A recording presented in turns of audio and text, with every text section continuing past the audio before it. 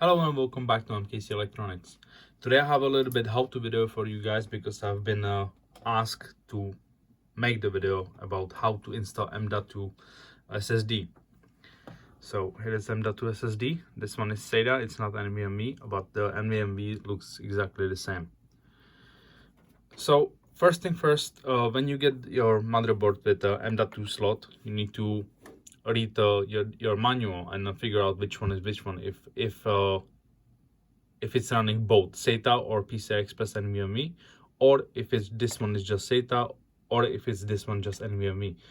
Because if you have a more than one, it's a big chance they will be supported one or another. But on higher end boards, it will be supported on both types on one slot. So read up your manual and figure out which one is for you. To installation itself, when you open your motherboard and motherboard box and look up the accessories, you will have one of those standoffs if they are not already pre-installed on the board, and small screws like this. Yeah, and that's pretty much it. That's the basic things what you need for it to install that m.2. So you take your m.2 drive and slot it in under 45 degrees like this. It will fit in.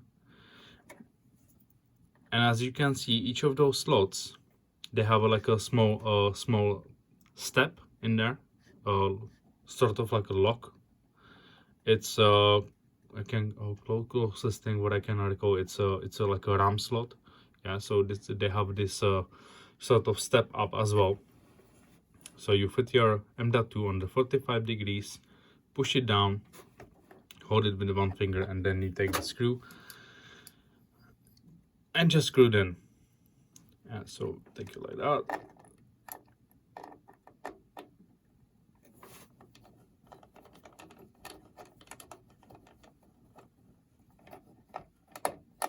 Screw it in, and that's it. That's whole installation of m.2.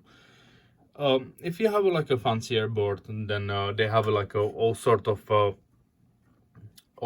heat sinks for the m.2 drives, and or you can already, I believe Patriot.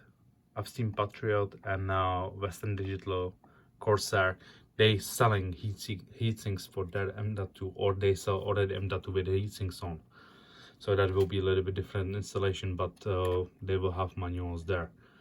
If I get one on their hands, I will make new video and show you how to do that. After you install your m.2, either SATA m.2 or PCI Express NVMe m.2, you need to go to your BIOS and enable it, the correct one which you have for the correct slot where it's installed. Otherwise, you will be not able to see it in Windows.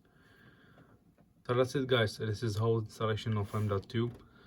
I've made this video because I was asked by my friend. He was asking like, Mart, how do you install those high-speed SSDs in that board? I was like, I can tell you, or I can make videos. So I'm making video for you guys. I hope you enjoyed this short video, and please like, share, subscribe, and see you next one.